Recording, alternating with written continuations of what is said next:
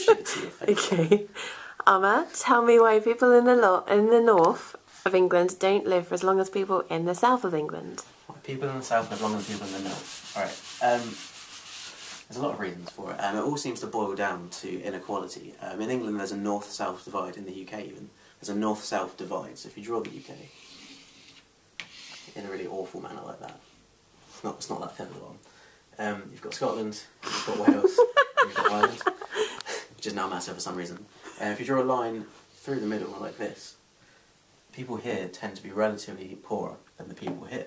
And that seems to have a really big impact on people's health. If you rank the richest and poorest boroughs in the country, that will be almost exactly the same list as the healthiest and unhealthiest, and the highest life expectancy and the lowest life expectancy. And in addition, people in the north tend to have a lower healthy life expectancy than people in the south, which I'll explain later. To give some examples, I'm just going to do this. So, in the northeast, so up here, the life expectancy is 77.8. In the southeast, the life expectancy is 80, so that's an extra 2 years you get.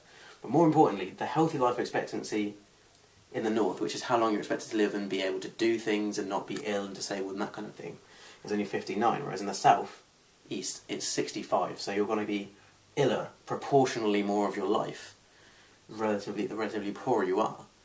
And in the northeast, your the relative disposable income per person is about £4,000 less per year. So there's a lot of money difference, and it has a big impact there. And the reason that poor people are more likely to have a lower life expectancy is essentially down to risky behaviours. So someone with a degree is 4 times less likely to smoke than someone who only has GCSEs grade D to G. So the more qualified you are, the more you're paid, the less risky behaviours you seem to take. And no one really knows why you do that. You tend to have a more sedentary lifestyle, you tend to drink more alcohol and smoke cigarettes and all that kind of thing. But no one really knows why. Is it due to escapism?